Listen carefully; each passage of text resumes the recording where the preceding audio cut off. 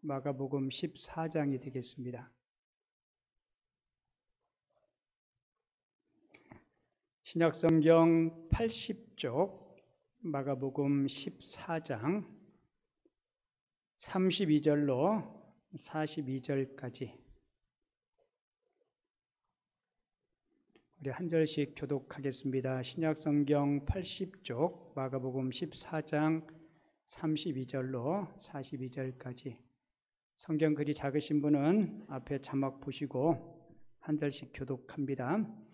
그들이 겟세마네를 하는 곳에 이르매 예수께서 제자들에게 이르시되 내가 기도할 동안에 너희는 여기 앉아 있으라 하시고 베드로와 야고보와 요한을 데리고 가실새 심히 놀라시며 슬퍼하사 말씀하시되 내 마음이 심히 고민하여 죽게 되었으니 너희는 여기 머물러 깨어 있으라 하시고 조금 나아가사 땅에 엎드려 될 수 있는 대로 이때가 자기에게서 지나가기를 구하여 이르시되 아빠 아버지여 아버지께서는 모든 것이 가능하오니 이 잔을 내게서 옮기시옵소서. 그러나 나의 원대로 마시옵고 아버지 원대로 하옵소서 하시고 돌아오사 제자들이 자는 것을 보시고 베드로에게 말씀하시되 시몬아 자느냐 내가 1시간도 깨어 있을 수 없더냐. 시험에 들지 않게 깨어 있어 기도하라. 마음에는 원이로되 육신이 약하도다 하시고 다시 나아가 동일한 말씀으로 기도하시고 세 절은 같이 읽죠. 다시 오사 보신즉 그들이 자니 이는 그들의 눈이 심히 피곤함이라. 그들이 예수께 무엇으로 대답할 줄을 알지 못하더라. 세 번째 오사 그들에게 이르시되 이제는 자고 쉬라. 그만 되었다. 때가 왔도다. 보라 인자가 죄인의 손에서 팔리느니라. 일어나라 함께 가자. 보라 나를 파는 자가 가까이 왔느니라. 아멘. 오늘 읽은 본문 말씀을 가지고 고통을 이기는 위로라는 제목으로 하나님이 주시는 은혜를 함께 나누겠습니다. 같이 해볼게요. 고통을 이기는 위로. 우리말에 산 넘어 산, 강 건너 강이라는 말이 있죠. 이게 무슨 의미인지 여러분들에게 설명드리지 않아도 알 겁니다. 우리가 세상을 살아가면서 계속되는 삶의 어려움들을 표현하는 말이 산 넘어 산, 강 건너 강이라는 말이에요.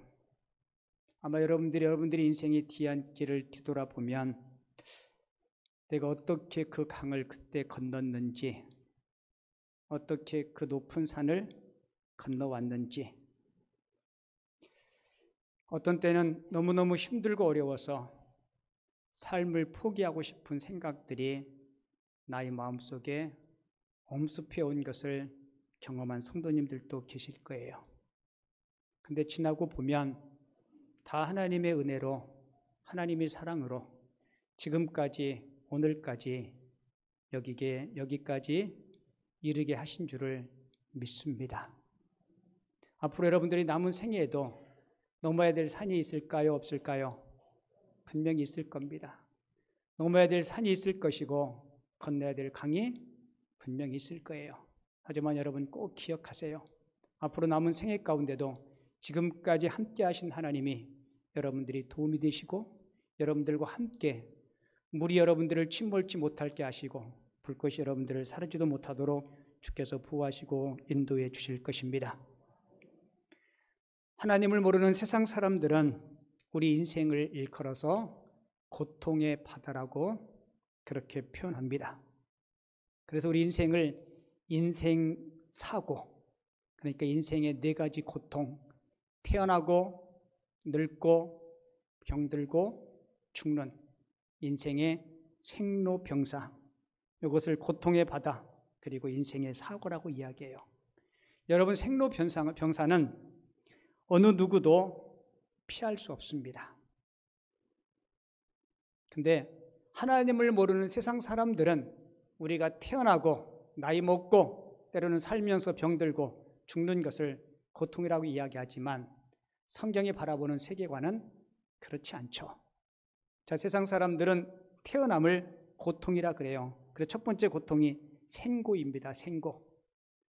사람은 자신이 원하는 곳이나 환경에서 태어날 수 없기 때문에 태어남이 고통이다라고 이야기해요. 그러나 성경은 뭐라고 이야기합니까? 여러분은 뭐 받기 위해서 태어난 사람이에요?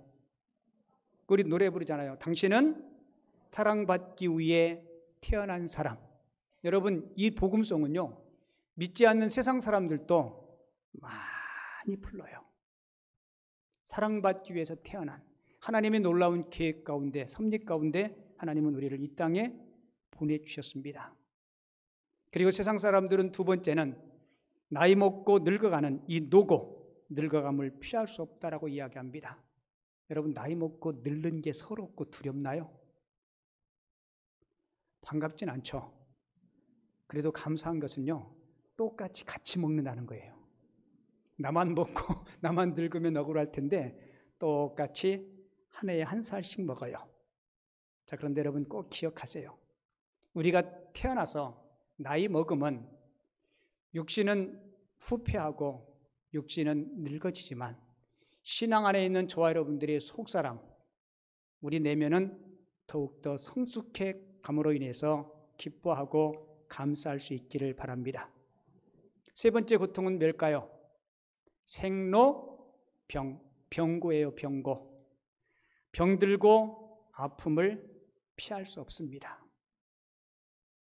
우리 교회 성도님들 중에도 지병 때문에, 때로는 노환 때문에 아파하고 힘들어하시는 분들이 많아요. 어떤 경우에 제가 기도를 해드려야 되는데, 신방에서 어떤 위로의 말씀을 해드려야 되는데 어떤 말로 어떻게 위로해야 될지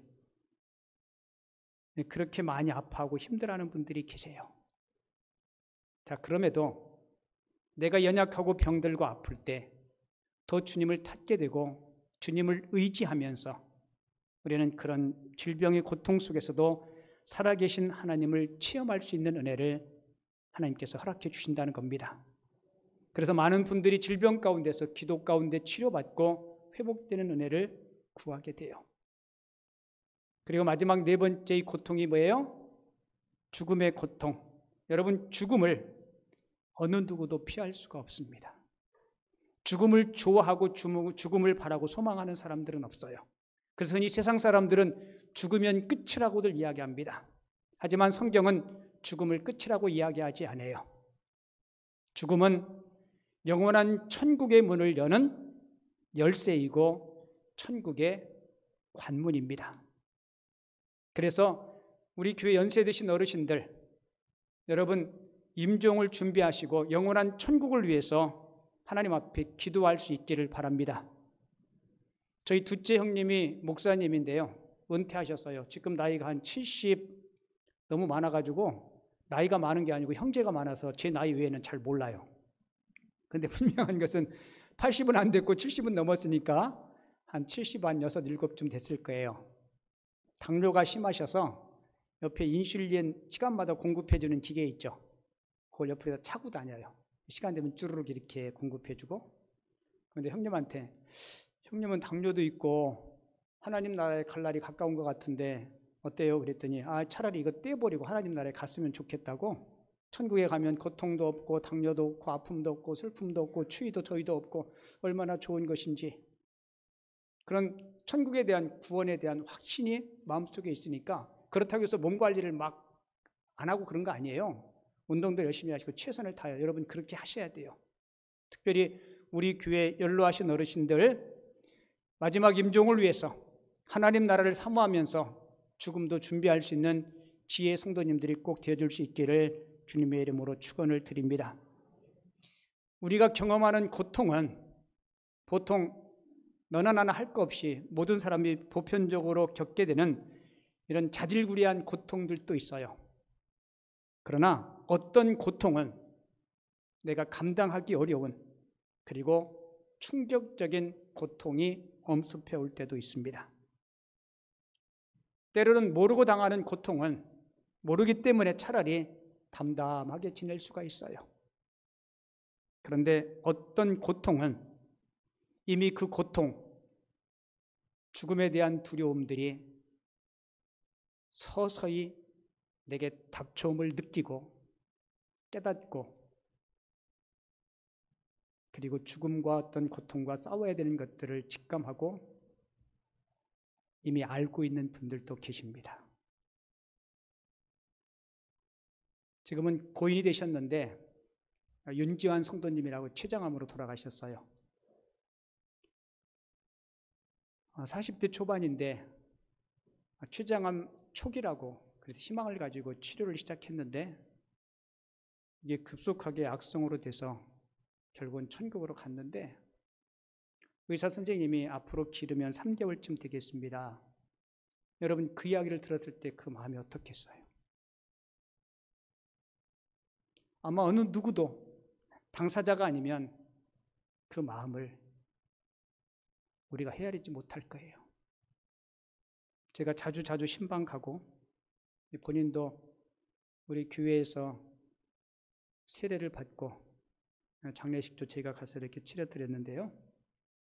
그래도 마지막 임종할 그 즈음에 그래도 내게 하나님 나라 천국이 있음에 내게 소망이 있다라고 그렇게 편안하게 임종을 맞이하고 하나님 나라에 갔어요. 사실 죽음이 시시각각 내게로 엄습해온다는 사실을 알면 그냥 모르고 당하는 것보다 훨씬 더 힘들고 고통스러울 거예요. 여러분 십자가를 앞둔 예수님의 경우도 그러합니다. 우리 예수님은 자신이 겪어야 될 고통이 어떤 것인지 알고 있었어요. 그리고 그 잔인한 고통을 향해서 주님은 한 걸음 한 걸음 가까이 다가가고 계십니다. 그때 그 심경을 오늘 본문 34절에서 예수님은 이렇게 말씀해요. 내 마음이 심히 고민하여 죽게 되었으니. 예수님의 마음이 심히 고민하여 어디까지 이르렀다고요? 죽을 지경까지 이르렀다. 십자가를 앞에 두신 예수님의 정신적인 고통을 그렇게 표현하고 있는 겁니다. 여러분, 이런 고통 속에 예수님은 어떻게 이 고통을 극복하고 승리했는지 오늘 예수님을 통해서 저도 여러분들도 삶에 넘어야 될 강, 건너야 될 강, 넘어야 될 산을 만났을 때 이 고통을 이기는 위로의 비밀들을 우리 예수님을 통해서 같이 배워보도록 하겠는데요. 그 첫 번째로 고통을 이기는 위로의 비밀 첫 번째는 친구들과 함께 하라는 것입니다. 누구와요? 친구들과. 고통을 이기는 위로의 비밀 첫 번째는 친구들과 함께 하는 거예요. 자, 예수님이 십자가의 고난을 직감하시면서 그 전날 밤에 겟세마네라는 동산에 기도하러 가세요. 근데 기도하러 가실 때 주님 홀로 가셨나요? 아니요. 제자들과 함께 갔습니다. 특별히 기도의 자리에는 베드로, 야고보, 요한 이 세 명의 제자들과 함께 하셨어요. 여러분, 왜 예수님이 이 세 명의 제자들을 데리고 갔을까요? 여러분, 예수님도 우리와 똑같은 사람이셨습니다. 이 외로움의 상황, 이 고통스럽고 두려운 이 상황을 직면하면서 제자들로부터 위로를 받고 싶으셨던 겁니다. 사랑하는 제자들을 친구 삼아 그 혹독한 밤을 그들과 함께 보내기를 주님께서 원하셨어요. 예수님은 그 제자들로 하여금 진정한 친구가 되기를 기대하셨습니다. 그런데 이 제자들은 친구의 역할을 제대로 감당하지 못합니다. 기도하고 돌아오신 예수님이 오늘 본문 37절을 보면 제자들이 자는 모습을 봐요. 제가 읽어드릴게요. 돌아오사 제자들이 자는 것을 보시고 베드로에게 말씀하시되 시몬아 자느냐 네가 1시간도 깨어 있을 수 없더냐. 1시간만이라도 좀 깨어서 나를 위해서 기도해 주면 좋겠다. 1시간이라도 깨어서 내 곁에서 나와 대화를 좀 나눠줬으면 좋겠다. 여러분, 그 무서운 밤 주님은 제자와 함께 대화를 나누고 싶었던 겁니다. 그리고 그 제자들이 주님을 위해서 기도해 주시기를 주님은 간절히 원하셨던 거예요. 근데 제자들은 지금 뭐하고 있어요? 자고 있습니다. 친구로서의 역할을 단 1도 감당하지 못하고 있어요. 그러나 예수님은 제자들이 친구로서의 역할을 제대로 감당하지 못했지만 그래도 여전히 예수님은 그들의 진정한 친구가 되기를 원하십니다. 여러분, 우리 인생은 홀로 걷기에, 홀로 가기에는 너무 외롭고 고독한 길이 우리 인생의 길이에요. 여러분, 그래서 이런 이야기 있죠. 빨리 가려면 혼자 가라. 그러나 멀리 가려면 함께 가라는 말이 있습니다. 여러분, 주변에 좋은 친구를 많이 만드시고 많이 가지실 수 있기를 바랍니다. 주변에 그런 신실한 친구가 없다면 여러분들이 먼저 좋은 친구가 되어주시기를 바랍니다. 내 기쁨을 함께 나눌 때 그 기쁨이 배가 될 수 있는 그런 친구, 내가 아프고 힘들 때 나의 고통과 어려움들을 나눌 때 슬픔이 반으로 줄어들 수 있는 그런 친구. 여러분, 이런 좋은 친구를 만들 수 있는 가장 적합한 장소가 저는 교회라고 생각합니다. 여러분, 교회에서 신앙생활하면서 나홀로 신앙생활은 정말 신앙생활을 제대로 못하는 거예요. 신앙생활을 꽤 오래 했음에도 불구하고 그 집에 어떤 경조사가 있을 때 그 경조사에 함께 참여하는 성도가 없다면 그분은 신앙생활을 제대로 한 게 아니에요. 물론 교회 안에 모든 성도가 다 희로애락을 함께 나눌 수 있는 친구가 다 될 수는 없을 거예요. 특별히 저희 교회는 7시 반, 9시 반, 11시 반 이렇게 3부 예배를 나눠서 드리니까 근데 이상하게 그 패턴이요. 그 습관이 꼭 1부 예배를 드리는 분은 1부 예배를 드리고 3부 예배를 드리는 분은 꼭 3부 예배를 드려요. 왜 3부 예배를 드립니까? 그랬더니 할렐루야 성가대 찬양이 은혜스러워서 3부 예배를 드린대요. 어느 분은 왜 3부 예배를 선호하십니까? 그랬더니 밥 주니까요. 그래서 3부 예배를 드린다 했는데 여러분 보세요. 교회에서 모든 성도들을 다 알 수는 없어요. 그렇지만 여러분들이 최소한 교회 내에서 그런 어떤 기도 제목이나 어떤 마음의 연약함들이나 터놓고 이야기할 수 있는 몇몇의 좋은 신앙의 친구들이 있어야 돼요. 저는 가장 좋은 장이 목장교회라고 생각합니다. 목장교회는 소수의 사람들이 모이고 함께 서로의 희로애락을 나누고 말씀을 통해서 삶의 나눔이 있고 저희 교회는 남녀 전도회가 없어요. 그죠? 필요성도 있긴 한데 제가 남녀 전도회 초창기에는 시작했다가 그냥 없애버렸어요. 명목상 그냥 전도회니까. 그래서 목장교회에 되게 많이 집중하는데요. 근 3년 동안 코로나라는 질병 때문에 목장 모이지 못했어요.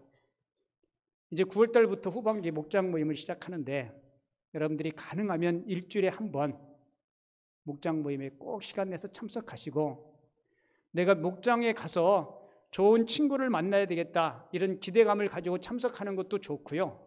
내가 목장에서 누군가에게 좋은 친구가 되어야 되겠다. 그게 더 멋진 것 같아요. 그죠? 우리 그런 태도와 마음 가지고 여러분 적극적으로 열심히 좀 참여해 주시기를 바랍니다. 그리고 여러분들의 가정에 부부 있죠. 부부. 먼저 세상을 떠나고 홀로 계신 분들도 계신데 남편이 있고 아내가 있는 분들이 계시면 여러분 부부가 세상에서 가장 좋은 친구가 돼야 돼요. 아멘 하세요. 누가요? 부부가 세상에서 가장 좋은 친구가 돼야 돼요. 솔직히 여러분 자녀들은 장성하면 다 출가해요. 그죠? 근데 부부는 생을 마칠 때까지 같이 가요. 그래서 부부는 배우자가 힘들면 그 힘듦을 내가 짊어질 수 있어야 돼요. 아멘? 여러분들이 아멘 안 하니까 제가 혼자 하는 거예요. 제가 부목사로 있을 때 그 교회 안수 집사님이 계셨어요. 새벽마다 교회 맨 앞자리에 나와서 울어. 난 저 양반이 왜 이렇게 우나, 사업에 망했나 알고 봤더니 아내의 아픔 때문에 우는 거예요. 여러 달 울었어요. 여러 해를 아파했어요.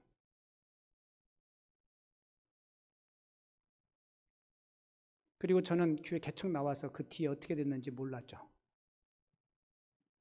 올 봄에 노예 교직자 수양회라고 목사님 부부 혹은 장로님 부부 이렇게 참석하는 수양회인데 그 안수 집사님이 장로님이 되셔서 요 권사님하고 오셨어요. 그런데 그 권사님이 얼마나 밝아졌는지 몰라요. 그동안 앓고 있던 모든 우울증, 모든 마음의 감기들이 깨끗이 치유됐어요. 다른 장로님한테 물어봤어요. 그랬더니 하나님께서 그 남편의 기도를 들으시고 권사님을 깨끗이 치유해 주셔서 지금 건강하게 교회에 나오셔서 얼마나 기쁨으로 봉사하는지 모르겠다고. 제가 그 권사님을 알거든요. 그 권사님 만나서 아유 권사님 반가워요. 제가 뵀을 때보다 훨씬 더 이뻐지고 훨씬 더 날씬해졌네요. 여자분들한테는 그 말하면요 모두가 다 좋아해요. 그랬더니 아이고 목사님도 그대로예요. 근데 속으로 그대로는 무슨 그대로예요. 벌써 20년 가까이 됐는데.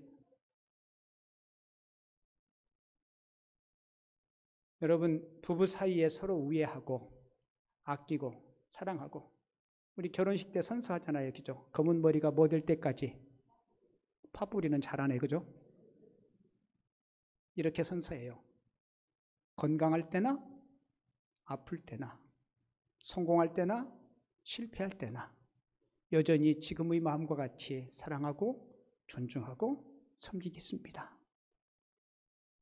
여러분 그렇게 약속하고 서원하잖아요. 저는 우리 교회 모든 성도님들, 특별히 부부간에 여러분들이 가정이 건강하고 가족의 모든 식구들이 정말 가장 좋은 믿음의 친구들이 되어줄 수 있기를 주님의 이름으로 축원을 드립니다. 그리고 한 가지 부연해서 목사님과도 좋은 친구가 되셔야 돼요. 아멘이십니까? 목사님하고도 좋은 친구 되고 저뿐만 아니라 저희 교회 부목사님들이 3분 계신데요. 여러분들이 목장의 목자들하고도 영적인 지도자하고도 좋은 믿음의 친구들이 되시기 바랍니다. 자, 고통을 이기는 첫 번째 비밀은 믿음의 좋은 친구들과 함께하는 거고요.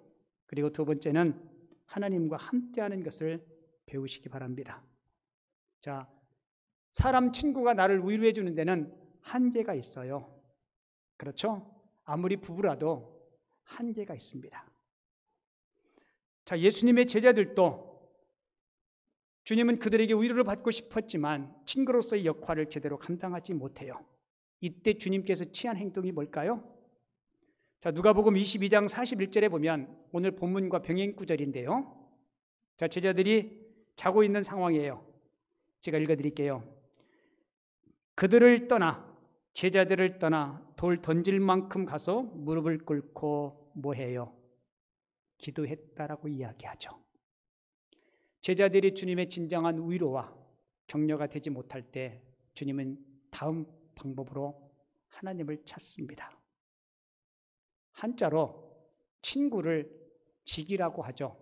알지자, 몸지자를 써서 직이라고 표현합니다. 그러니까 한자말로 이야기하면 친구는 나를 알아주는 사람, 내 고통을 알아주고 내 마음을 알아주는 친구. 그런데 지금 이 상황에서 제자들이 예수님의 마음을 알아주고 있나요? 전혀 모르고 있어요. 잠들고 있습니다. 지금은 잠잘 때가 아니에요. 그렇다고 해서 예수님은 제자들 때문에 실망하고 제자들 때문에 사역을 포기했나요? 그렇지 않습니다. 성경은 뭐라고 이야기해요? 돌 던질 만큼 떨어져서 무릎 꿇고 하나님 앞에 뭐 했다고요? 기도했다라고 이야기해요. 이제 예수님은 누구를 찾습니까? 하나님을 찾습니다. 그 하나님 앞에 기도하기를 시작하는 거예요. 오늘 본문 36절에 보면 우리 예수님이 하나님을 부를 때 이렇게 불러요. 아빠, 아버지여라고 부릅니다. 여러분, 아빠는 어린 아이들이 아버지를 부를 때 쓰는 애칭이죠. 그러니까 예수님은 마치 어린아이의 심정으로 하나님 아버지께 도움을 구하고 기대하고 싶은 마음으로 하나님 아버지를 찾고 있습니다. 자신의 고통, 자신의 아픔을 속에서 다 끄집어내서 아빠, 아버지에게 고하고 있는 거예요. 여러분, 제자들은 뿔뿔이 다 흩어졌죠. 요한복음 16장 32절에 보면 보라 너희가 다 각각 제 곳으로 흩어지고 나를 혼자 둘 때가 오나니 벌써 왔도다. 한결같이 약속이라도 한 듯이 제자들은 예수님을 등지고 뿔뿔이 다 제 갈 길로 가버렸습니다. 여러분, 이때 예수님의 고독한 심경, 예수님의 그 외로운 마음, 그 배신감이 얼마나 컸을까요? 우리 32절, 요한복음 16장 32절, 예수님의 마음으로 같이 한번 읽어볼게요. 시작. 보라, 너희가 다 각각 제 곳으로 흩어지고 나를 혼자 둘 때가 오나니 벌써 왔도다. 아마 보통 사람 같으면 실망하고 낙심하고 내가 3년 동안 어떻게 이 제자들에게 사랑을 베풀었는지, 어떻게 너희들과 함께한 시간을 이렇게 허무하게 끝낼 수 있겠느냐. 근데 우리 예수님은 혼자 있는 삶의 자리에서 그런 하나님 앞에 나갑니다. 요한복음 16장 32절 하반절에 보면 그러나 내가 혼자 있는 것이 아니라 뭐라고 얘기해요? 그렇죠. 하나님 아버지께서 나와 함께 계시느니라. 여러분, 부부도 함께 할 수 없는 길이 있어요. 아무리 친한 친구도 함께 할 수 없는 길이 있습니다. 그 길은 죽음의 길이에요. 주님은 지금 그 길을 걷고 있습니다. 그러나 그때도 나와 함께하고 나와 함께 하실 수 있는 분이 계세요. 여러분, 그분이 누구세요? 그분이 하나님이십니다. 내가 부를 수 있는 하나님, 그리고 부를 수 있는 아버지가 계시다면 우리는 어떤 고난과 환경 속에서도 승리할 줄을 믿습니다. 어느 날 두루미가 물가에서 고동을 찾고 있어요. 고동을 부지런히 찾는데 마침 백조가 하늘에서 유유히 날고 놀고 쉬고 있는 거예요. 고동을 찾던 두루미가 백조에게 묻습니다. 백조야, 너는 어디서 왔니? 그랬더니 백조가 하는 말이 나는 천국에서 왔다. 그래서 두루미가 백조에게 천국이 어떤 곳이냐라고 물으니까 백조가 천국에 대해서 설명을 해요. 천국은 12진주문이 있고 예수님이 계신데 그곳은 아픔도 없고 고통도 없고 눈물도 없고 인생의 모든 고난도 없는 곳이란다. 그리고 천국은 생명수 강가의 철을 따라 열매를 맺는 아름다운 실과가 풍성한 곳이란다. 그러면서 천국에 대한 이야기를 쭉 하고 있어요. 한참 듣고 있던 두루미가 갑자기 백조에게 물어요. 백조야, 거기에는 고동이 있니? 그러자 백조가 천국에는 고동이 없단다. 그랬더니 실망한 말투로 야, 천국이 그런 곳이라면 너나 혼자 가라. 나는 안 갈란다. 지금 나에게 중요한 것은 고동이야. 여러분, 이 우화가 우리에게 주는 교훈이 있죠. 이 땅의 대부분의 사람들은 두루미처럼 지금 것에만 급급해요. 눈에 보이지 않는 영원한 세계보다 당장 눈앞에 있는 고동이 더 중요하다고 생각합니다. 여러분, 인간의 삶은 유한합니다. 이 세상은 잠깐 있다가 없어지는 안개와 같은 곳이에요. 자, 우리 스스로에게 한번 질문해 봅시다. 나는 백조 쪽에 가까운가? 아니면 두루미 쪽에 가까운가? 여러분, 예수 믿고 구원받은 우리들, 이 땅에 살아가는 여러분들, 우리 육신은 이 땅에 있지만 성경은 우리는 천국의 시민권자라고 말씀하고 있습니다. 우리 안에 보배 되신 예수 그리스도가 저와 여러분들이 심령 가운데 있음을 꼭 기억하시기 바랍니다. 그래서 어떤 상황, 어떤 위기 속에서도 여러분 삶을 절대로 포기하지 마세요. 하나님은 우리가 힘들고 어려울 때일수록 더 가까이 우리 곁에서 우리와 함께 하심을 꼭 기억하시고 그 하나님, 임마누엘 하나님을 위해서 기뻐하고 감사할 수 있는 주의 성도들 다 되어줄 수 있기를 주님의 이름으로 축원을 드립니다. 그리고 마지막 세 번째, 고통을 이기기 위한 위로는 하나님의 뜻을 확인할 줄 아셔야 돼요. 우리가 어떤 어려움에 봉착하면 왜 나에게 이런 어려움이 봉착했을까라는 그 의문, 그 질문에 대한 답을 얻으면 우리는 그 고통의 의미를 깨달으면 그 고난을 쉽게 잘 극복할 수 있습니다. 이 십자가의 순환 앞에 우리 주님은 마지막으로 이런 기도를 해요. 자, 우리 36절을 같이 한번 읽어볼게요. 같이 읽어요. 아버지께는 모든 것이 가능하오니 이 잔을 내게서 옮기시옵소서. 그러나 나의 원대로 마시옵고 아버지 원대로 하옵소서. 아멘. 자, 우리 같이 한번 해봅시다. 나의 원대로 마시옵고 아버지 원대로 하옵소서. 여러분, 우리 예수님은 하나님의 뜻을 물은 거예요.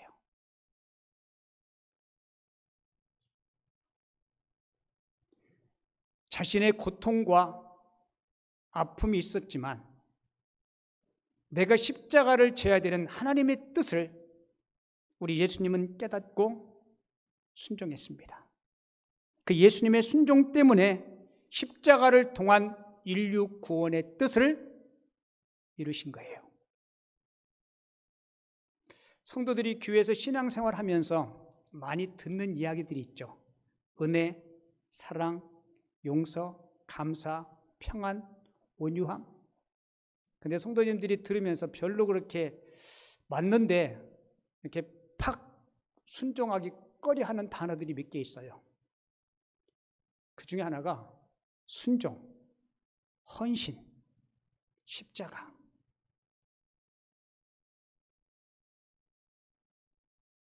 여러분, 우리가 주님의 말씀에 헌신, 때로는 십자가 지는 것을 꺼려하고 하나님의 말씀에 순종하지 않으면 결코 하나님의 나라는 세워지지 않습니다.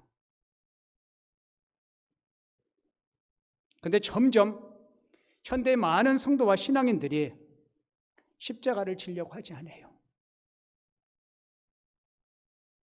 여러분, 기독교 핵심은 십자가입니다. 십자가 빠진 기독교는 생명력을 잃어요. 십자가가 없는 기독교는, 십자가가 없는 교회와 성도는 성도도 아니고 교회도 아닙니다. 여러분, 예수님들과 똑같은 사람이에요. 얼마나 아프셨겠어요? 얼마나 지기를 싫었으면 하나님이신 예수님도 아버지여 모든 것이 가능하오니 이 잔을 내게서 옮기시옵소서. 그럼에도 불구하고 자신을 이 땅에 보내신 하나님의 뜻을 물은 겁니다. 하나님이 여러분들을 왜 성도로 구원해 주셨어요? 왜 교회에서 목사로, 장로로, 권사로 세워주셨어요? 여러분, 신앙의 목표는 단순히 예수 믿고 죽어서 천국 가는 것이 아니고 구원받고 하나님의 자녀된 우리들이 이 땅에서 주님의 거룩한 뜻을 이루는 것이 우리의 사명임을 꼭 기억하시기 바랍니다. 여러분, 그게 없으니까 신앙의 성숙이 없어요. 살아계신 하나님을 체험하지 못하는 거예요.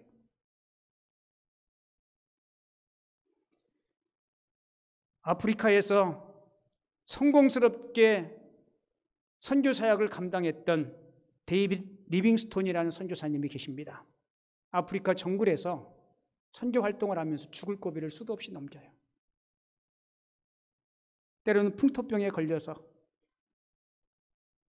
때로는 아프리카 원주민들에게 붙잡혀서 매도 진탕 맞고, 그러면서도 그 선교를 포기하지 않고 계속 이어나갑니다. 주변에 그를 알고 있는 사람들이 왜 그렇게 목숨 걸고 죽을 고생을 하면서 그 일을 하냐고. 그때 리빙스톤이 이런 이야기를 해요. 내가 하나님 앞에 선교사로 부름받고 지금까지 내 머릿속에 단 한순간도 내가 잊지 않은 단어가 있다네. 그것은 바로 하나님께서 내게 맡겨주신 사명이라는 단어랄세. 그러면서 그가 이렇게 이야기해요. 하나님이 내게 선교의 사명을 주셨는데 이 사명을 완수할 때까지 하나님은 절대로 나를 불러가지 않으십니다. 이 사명을 끝날 때까지 하나님은 이 사명을 감당할 수 있는 능력을 주님께서 내게 공급해 주실 것입니다. 그리고 정말 하나님께서 리빙스톤을 통해서 아프리카 원주민들에게 복음 전하는 사역을 성공적으로 잘 감당케 하십니다. 여러분 같이 해볼까요? 사명자는 사명 완수할 때까지 그 생명을, 그 건강을 하나님이 지켜주십니다. 여러분들이 사명자잖아요. 여러분 기도의 사명자요? 예배의 사명자요? 봉사의 사명자요? 쉬운 말로 이야기하면 김포남현교회 성전헌당의 사명자요? 다음 세대를 지키고 믿음을 계승해야 될 신앙의 선배의 사명자요? 여러분 우리가 삶을 살아가면서 제가 맨 처음 설교 시작할 때 말씀드렸던 것처럼 넘어야 될 산도 있고 건너야 될 강도 분명히 있습니다. 하지만 어떤 아픔, 어떤 고난, 어떤 역정이 있다 할지라도 나와 함께 하시는 그 하나님, 내게 사명 주신 그 하나님이 여러분들의 삶을 붙잡아 주시고 고난과 고통 못지않은 그 하나님이 위로가 여러분들이 심령과 가정 가운데 풍성히 넘칠 수 있기를 주님의 이름으로 축원을 드립니다.